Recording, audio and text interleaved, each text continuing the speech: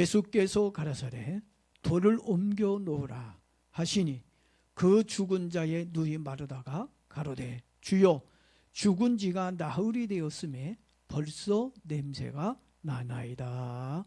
아멘. 요한복음 12장 3절이 되겠습니다. 마리아는 지극히 비싼 향유 곧 순전한 나드 한 그릇을 가져다가 예수의 발에 붓고 자기 머리털로 그의 발을 닦으니 향유 냄새가 집에 가득하더라. 아멘. 어느덧 12월이 되었습니다. 젊었을 때는 12월이 기다려졌어요. 그리고 너무 좋았습니다. 그런데 60이 넘어가다 보니까 12월이 시들어졌어요. 저만 그런 것이 아니라 나이 드신 분들 대부분이 저와 같은 생각을 가지고 있을 거라고 생각해 보았습니다. 마지막 달 12월 첫째 주 설교 제목입니다.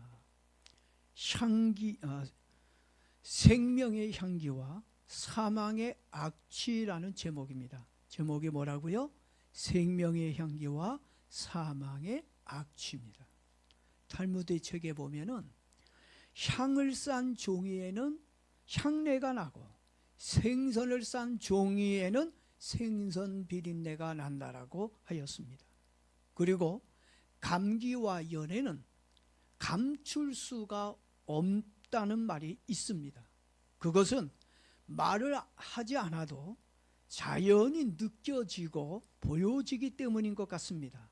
그리고 사람이란 물건에도 보여지는 또 느껴지는 이미지가 있습니다.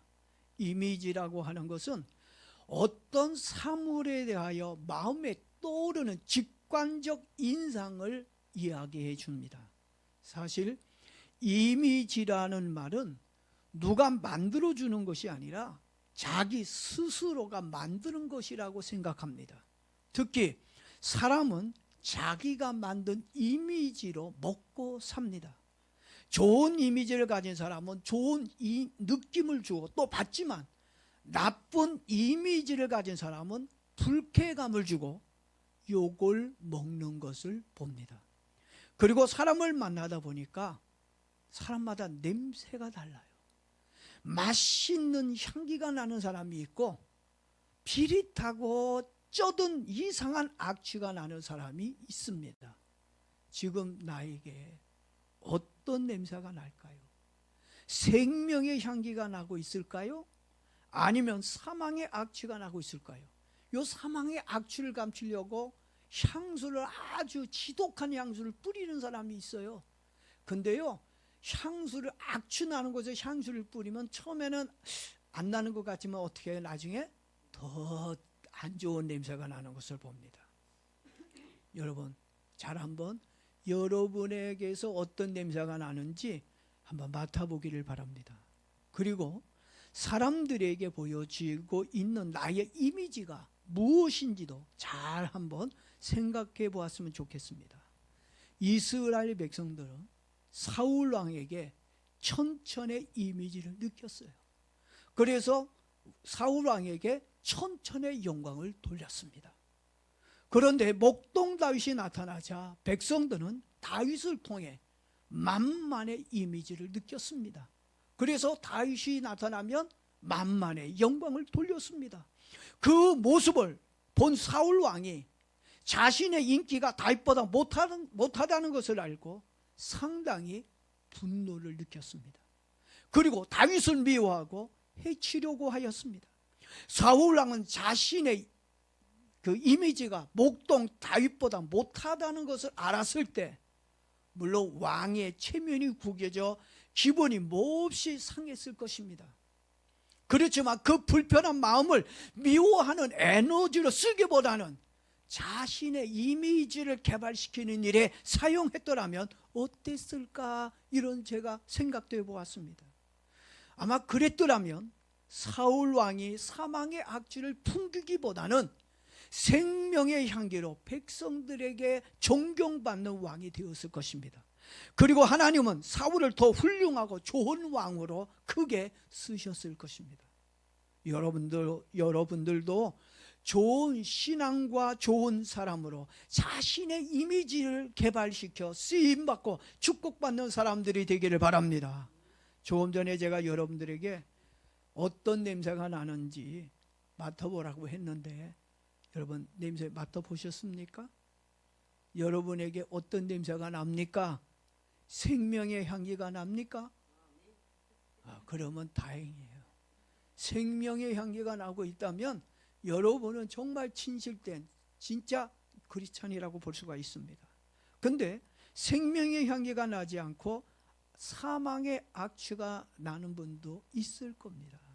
그렇다고 너무 실망하지 마십시오. 이제부터 이 말씀을 듣다 보면 여러분들에게도 생명의 향기가 나는 은혜가 임할 줄로 믿습니다.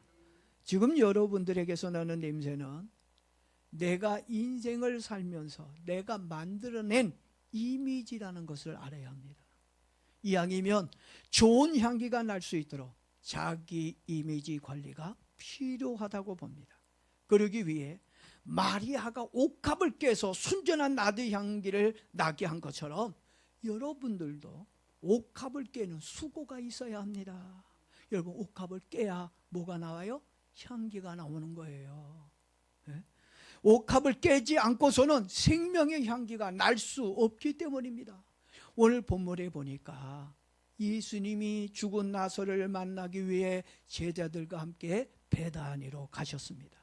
그때 나사로의 누이 마르다가 예수님을 영접하며 죽은 지 나흘이 되어 사망의 악취가 나니 보여드릴 수가 없습니다 라고 얘기합니다. 그때 예수님께서 죽어 악취가 나고 있는 나사로를 불렀습니다. 나사로야 나오너라. 그러자 죽은 나사로가 냄새나는 몸으로 무덤에서 살아나왔습니다. 혹 여러분에게 사망의 악취가 나고 있다면 생명의 향기로 충만하신 예수님의 음성이 들려지길 축복합니다. 누구의 음성이 들려져야 돼요? 예수님의 음성이 사망의 악취로 진동하고 있는 내 귀에 들려져야 된다고 하는 것입니다. 그러면 사망의 악취로 가득했던 내가 생명의 향기를 가진 사람으로 다시 살아나게 될 것입니다. 생명의 향기를 가진 예수님을 만나야 향기로운 사람으로 다시 태어날 수가 있기 때문입니다. 이처럼 누구와 함께 하느냐, 누구를 품고 있느냐에 따라 그 사람의 향기가 결정이 되는 겁니다. 예수님을 믿는 사람들은 예수의 향기가 나야 진짜 예수님을 믿는 사람입니다. 그런데 나에게서 마귀의 냄새인 사망의 악취가 난다면 그것은 거짓된 신앙이라는 것을 알아야 합니다. 그리고 내 영혼이 죽었기에 죽은 내 영혼에서 뭐가 나옵니까? 악취가 나올 수밖에 없어요.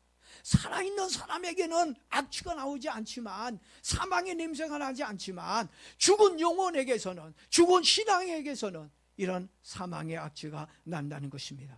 생명의 향기가 나길 원한다면 나사로처럼 생명의 예수님을 만나길 축복합니다. 정말 예수님을 만나야 되겠다는 생각이 있어야 돼요. 예수님을 만나야 생명에 있는 그리스도인으로 살 수가 있습니다. 그리스도인이라고 하는 말은 예수 그리스도를 나의 주인으로, 나의 하나님으로 영접한 사람을 얘기하는 것입니다. 정말 여러분이 그리스도인입니까?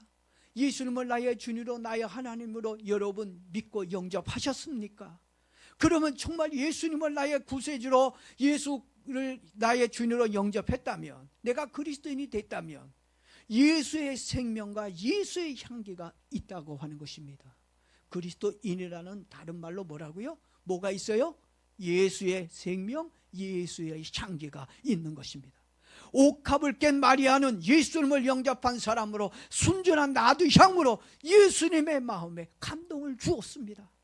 향기는 내 안에 갇혀 있거나 감추어져 있어서는 절대 나올 수가 없는 거예요. 내가 깨지고 부서지는 수고와 헌신을 통해 내 속에 있는 생명의 향기가 나와야 주님과 사람들에게 감동을 줄 수가 있다고 하는 것입니다. 고린도후서 2장 14절 말씀을 보니까 사도 바울이 이렇게 얘기합니다.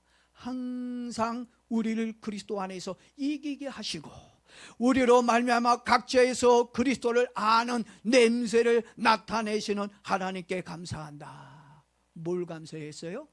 항상 이기고 그리스도의 냄새가 나타나게 하신 하나님께 감사한다. 그건 뭐예요? 내가 살아있는 그리스도인이라는 것입니다.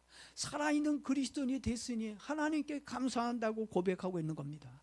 내가 그리스도 안에 있으면 향기가 저절로 나오게 되어 있습니다. 예수의 향기를 품고 있으면 예수의 향기가 나오지. 근데 내가 예수님을 향기를 품고 있으면서 향기가 나오지 않는다면 그것은 상당히 큰 문제가 있다는 것입니다.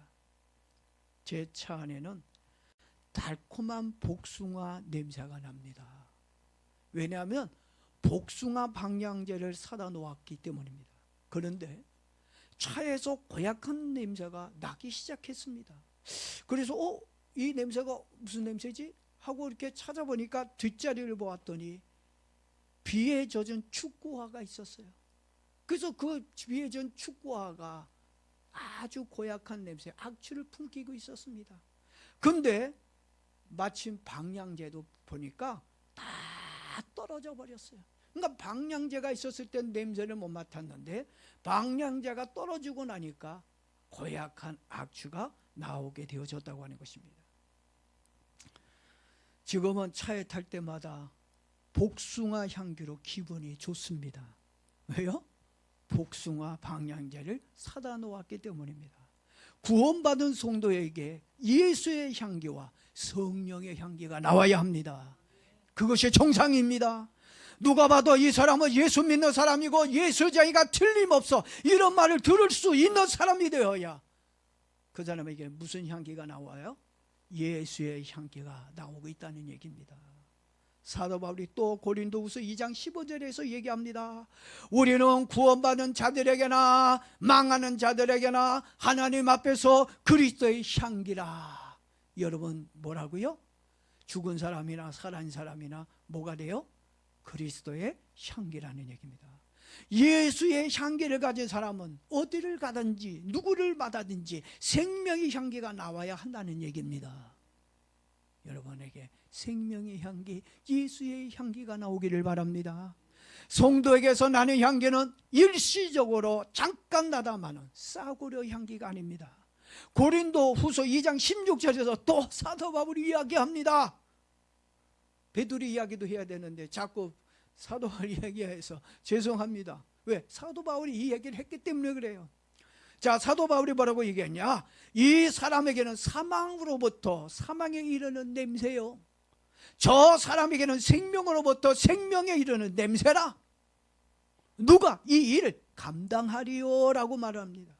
이 말은 예수의 생명과 예수의 향기로 충만한 사람만이 하나님이 주신 영혼 구원의 사명을 감당할 수 있다고 하는 말입니다.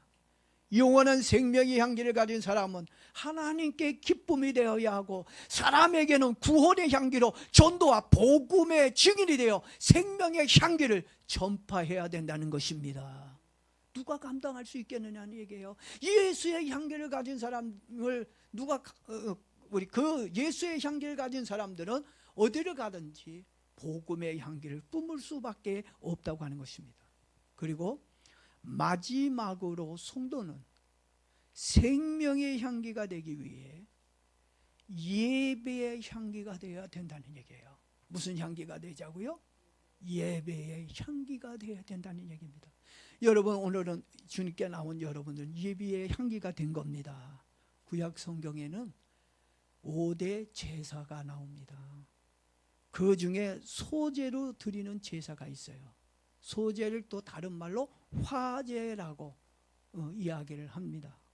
곡식을 고운 가루로 예물을 삼아 그 위에 기름을 붓고 또 그 위에 유향을 놓아서 불로 태워 드리는 제사를 소제라고 이야기합니다. 특히 소제는 곡식을 불에 태울 때 나는 향기로운 냄새를 하나님이 맡으시고 기뻐하신다고 하셨습니다. 구원받은 사람은 하나님이 기쁨으로 받는 향기로운 예배로 하나님을 섬겨야 합니다. 태우지 않는 곡식은 어떻게 될까요? 부패하고 썩어서 악취가 난다는 얘기입니다. 예배의 실패자는 생명의 실패자가 되어 향기가 나는 것이 아니라 악취가 나는 거예요. 여러분은 예배의 실패자가 되면 사망의 냄새를 풍길 수밖에 없다고 하는 것입니다. 그래서 성도는 예배를 소중하게 여기며 살아야 합니다. 하나님께 드리는 예배가 소재가 되어 항상 생명의 향기로 충만한 삶을 살게 축복합니다. 오늘은 제가 여러분에게 생명의 향기와 사망의 악취에 대해서 말씀을 드렸습니다. 지금부터 이제 결심하세요. 이제는 내가 사망의 악취로 민폐 끼치며 사는 것이 아니고 이제는 생명의 향기로 사람들을 살리고 하나님을 감동하고 많은 사람들에게 기쁨을 줄 수 있는 그런 향기로운 사람이 될 수 있도록 결심하고 기도하는 저와 여러분 되어지기를 바랍니다. 이 시간에 우리 같이 기도하도록 그렇게 하겠습니다.